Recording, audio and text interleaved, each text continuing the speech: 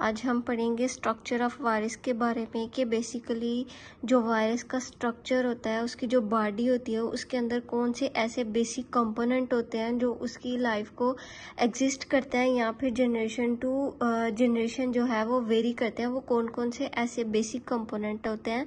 अब वो क्या कहता है, सबसे पहले all viruses consist of 2 basic components के वायरस की बॉडी के अंदर, उसके जिस्म के अंदर 2 ऐसे कंपोनेंट बहुत ज़रूरी हैं। कौन कौन से? A code of nucleic acid, the genome. अब क्या कहता है कि उसकी बॉडी के अंदर सबसे पहले क्या ज़रूरी होता है? जीनोम। अब जीनोम किसे कहते हैं? जो कि पेरेंट टू जो है वो जनरेशन क्या करता है, ट्रांसफ़र करता है। फॉर एग्जांपल जीन्स हो गए, क्रोमोसोम हो गए, डीएनए, आरएनए हो गए, ये सब क्या है? जीनोम, जो कि किसके अंदर एग्जिस्ट करते हैं? कोड किसके अंदर होते हैं? न्यूक्लिक एसिड के अंदर। एंड सेकंड वन कौन सा बेसिक कंपोनेंट है? कैप्सिड। अब कैप्सिड किससे कहते हैं? कवरिंग ऑफ द प्रोटीन के जीनोम की बॉडी जो होती है, फॉर एग्जांपल जो जीनोम होती है उसकी जो आउटर वो होती है जिसको ये जीनोम कवर कर रहे होते हैं, उसको हम क्या कहते हैं? कैप्सिड। जो किससे मिलकर बनी होती है? Protein. Covering of the protein is called capsid. अब जैसे कि ये डायग्राम है, अब ये जो बॉडी है इसके अंदर ये जो आइकोसाहेड्रल जो शेप बनी हुई है, इसके अंदर क्या है? ये डबल स्टैंडर्ड, ये तो डबल स्टैंडर्ड भी हो सकता है या फिर सिंगल स्टैंडर्ड भी हो सकता है। डबल स्टैंडर्ड कौन से? आरएनए। और सिंगल स्टैंडर्ड कौन से होता है? आरएनए। अब इस जो डबल स्टैंडर्ड और आरएनए स्टैंडर्ड के अंदर जीनोम जो है, इसको किसके अंदर ये कोडेड है? किसके अंदर कोड है? न्यूक्लिक एसिड के अंदर। अब ये जो न्यूक्लिक एसिड को जो कवर कर रही है, ये जो बाउंड्री है, इस कवरिंग है, इसको हम क्या बोलेंगे? कैप्सिड। अब कैप्सिड ने किसको कवर किया हुआ है? जीनोम को, न्यूक्लिक एसिड को। अब क्या कहता है कि अब हम देखते हैं नेक्स्ट क्या कहता है? जीनोम। जीनोम क्या होता है? द जीनोम कंटेन इधर डीएनए और आरएनए बट नॉट बोथ। अब क्या कहता है? जीनोम किस पे एग्जिस्ट करता है? डीएनए पे या फिर आरएनए पे। ये दोनों एक साथ नहीं हो सकते। And the nucleic acid occurs in double standard और सिंगल स्टैंडर्ड फॉर्म। अब क्या कहता है? ये जो जीनोम है इसके अंदर प्रेजेंट है वो क्या हो सकता है? सिंगल स्टैंडर्ड भी हो सकता है या फिर डबल स्टैंडर्ड भी हो सकता है, बट ये दोनों एक साथ एग्जिस्ट नहीं कर सकते। या तो वो सिंगल स्टैंडर्ड होंगे या फिर क्या होंगे? डबल स्टैंडर्ड होंगे। द जीनोम में बी फोल्डेड, कंडेंस्ड और कॉइल्ड। अब क्या कहता है? ये जो इसके अंदर ये स्टैंडर्ड प्रेजेंट होते हैं, ये किस फॉर्म में होंगे? कॉइल्ड फॉर्म में या फिर फोल्डेड फॉर्म में। ये क्या होंगे? प्रेजेंट होंगे।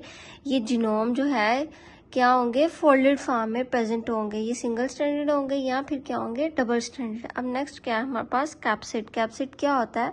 The capsid protect the genome. अब क्या कहता है?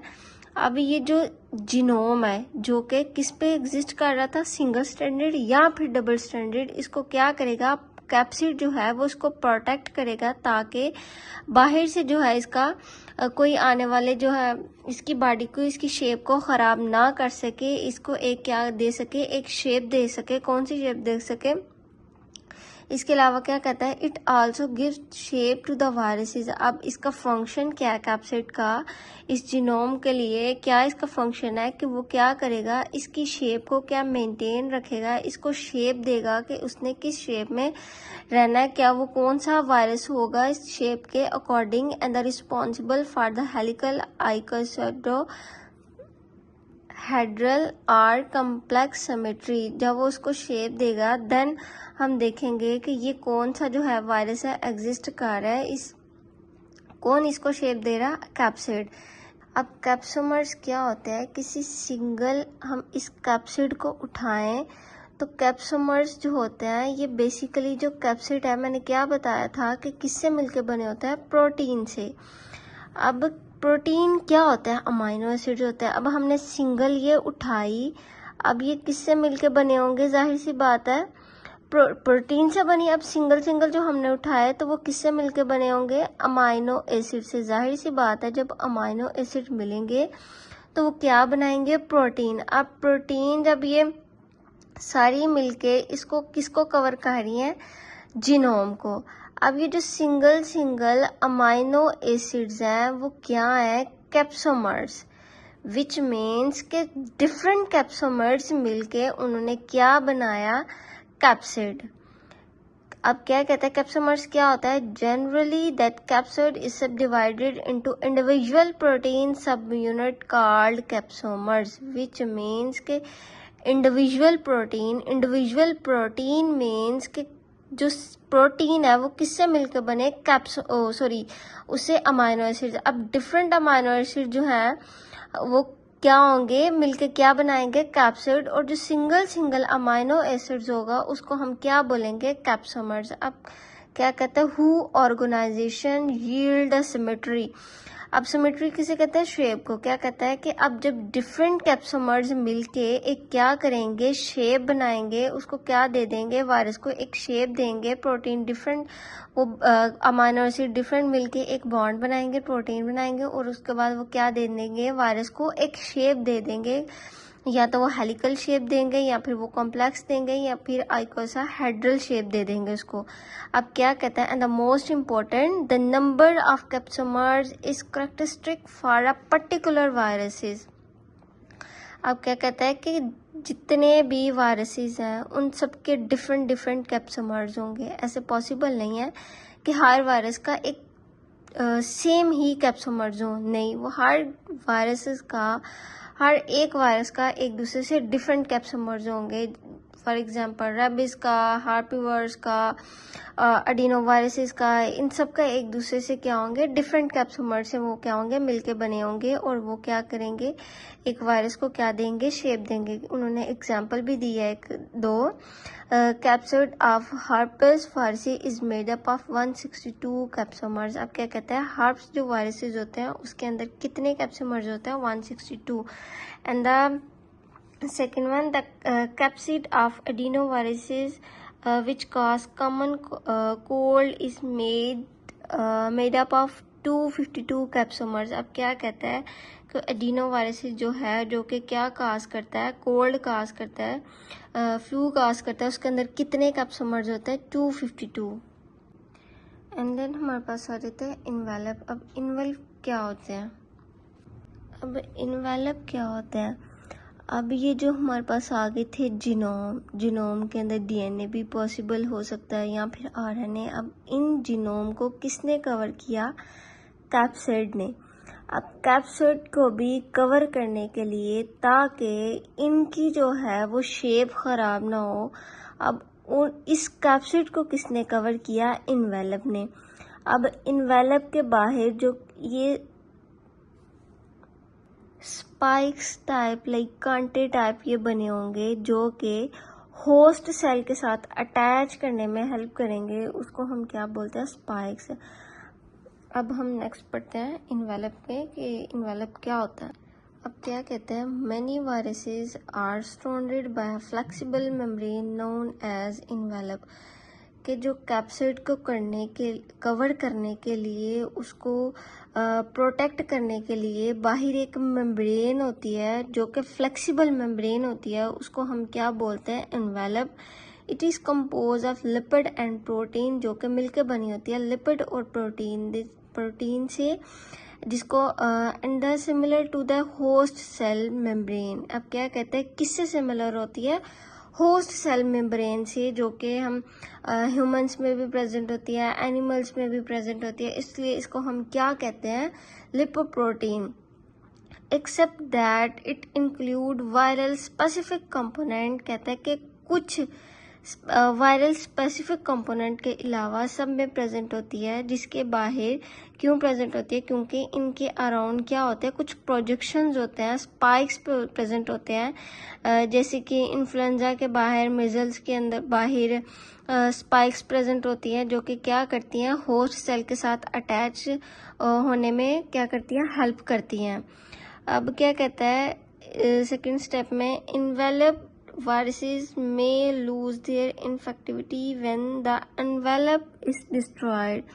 क्या कहता है कि अगर ये जो वायरसेस है इसका इन्वेलप ख़राब हो जाए या डिस्ट्रॉय हो जाए तो वो होस्ट सेल की बॉडी के साथ अटैच होने में मदद नहीं कर सकेगी, वो अटैच नहीं होगी।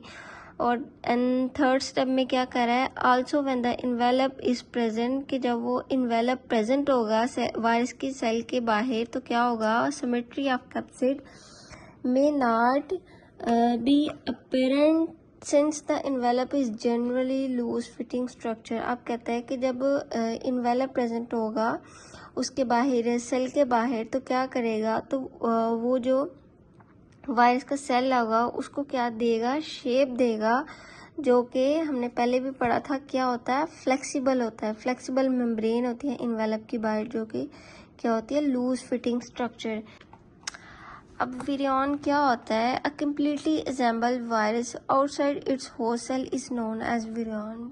विरियन उसे कहते हैं जो कि आपकी बॉडी को नुकसान ना पहुंचाए, डिजीज ना कर सके, उस काज ना कर सके, उसे हम क्या बोलेंगे, virion. Virions the chemical machinery for generating energy and synthesising large molecule. अब क्या कहते हैं कि जब वो आपकी बॉडी की केमिकल मशीनरी को यूज़ नहीं करेगा तो वो आपकी बॉडी को नुकसान नहीं पहुंचा सकता। Therefore they must rely on the structure and the chemical component of their host cell to replicate themselves. We shall examine how this take place next.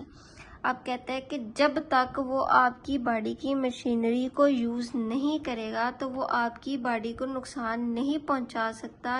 अगर वो इन्वायरमेंट में प्रेजेंट हो फिर भी वो आपकी बॉडी को नुकसान नहीं पहुंचाएगा अनटिल वो आपकी बॉडी में एंटर होके होस्ट सेल में की बॉडी में और आपकी बॉडी की मशीनरी को यूज़ ना कर ले, तब तक वो आपको नुकसान नहीं पहुंचाएगा। एंड देन क्या होता है, विरियॉर्ज। अब विरियॉर्ज क्या होता है, अब क्या कहते हैं, viroids are tiny fragments of nucleic acid known to cause several diseases of plants and thought to be involve in human and animal disease. अब विरियॉर्ज उसे कहते हैं कि एक वायरस का छोटा सा पार्ट, लाइक एक वायरस है, उसका स्ट्रक्चर जो है वो क्या हो गया, डिस्ट्रॉय हो गया, इसका कैप्सिड जो है वो ख़राब हो गया, लेकिन उसके अंदर क्या प्रेजेंट है, टाइनी फ्रेगमेंट्स, जो कि डीएनए या आरएनए है। उससे वो क्या कर सकते हैं, अपनी जनरेशन जो है या फिर अपनी बॉडी को रिपेयर कर लेते हैं। अब जो उसकी विरियॉर्ड जो है टाइनी फ्रेगमेंट्स विच मीन्स कि या तो डीएनए या आरएनए वायरस का आपकी बॉडी के अंदर आके अगर अटैच कर ले होस्ट बॉडी के अंदर, फिर भी वो आपकी बॉडी को क्या कर सकता है, नुकसान पहुंचा सकता है, डिजीज काज कर सकता है। किन किन में काज कर सकता है, प्लांट्स में कर सकता है या फिर एनिमल्स के, इवन के ह्यूमन में भी काज कर सकता है। अब प्रियॉन्स क्या होता है, प्रियॉन्स कहते हैं prions are infectious made of protein। अब कहते हैं कि research indicate that prions are normal proteins that become folded incorrectly। अब कहते हैं prions उसे कहते हैं कि सपोज आपकी बॉडी जो है, जाहिर सी बात है आपकी बॉडी किससे मिलकर बनी हुई है, प्रोटीन से। अब फॉर एग्जांपल प्रोटीन जो है इस शेप में जो है वो इस सीक्वेंस में क्या हुई हुई है, अरेंज हुई हुई है एक सीक्वेंस के साथ। अगर इस सीक्वेंस जो है वो ख़राब हो जाए इस तरीके से या किसी और तरीके से अरेंज हो जाए, विच मीन्स कि एक प्रोटीन का जो है स्ट्रक्चर जो है वो ख़राब हो जाए, उसका सीक्वेंस ख़राब हो जाए, उसकी फोल्डेड जो है वो प्रोटीन की गलत हो जाए, देन फिर भी इस कंडीशन में आपकी बॉडी जो है वो क्या कर सकती है, डिजीज़ काज कर सकती है। प्रियॉन जो है वो क्या काज कर सकता है, इन्फेक्शन। अब प्रियॉन्स की जो क्या सबसे बड़ी डिजीज़ काज कर सकती है, prions could cause neurological degenerative diseases such as mad cow disease and scorpion. Prion जो है वो क्या करेगी, न्यूरोलॉजिकल डिजीज़ काज कर सकती है, इवन कि इसमें मेमोरी लॉस हो सकती है या फिर ब्रेन ट्यूमर भी काज हो सकता है या फिर मैड को डिजीज़ हो सकती है। लाइक गाय के अंदर जो है ये डिजीज़ काज होती है और स्कॉर्पिया भी काज हो सकती है।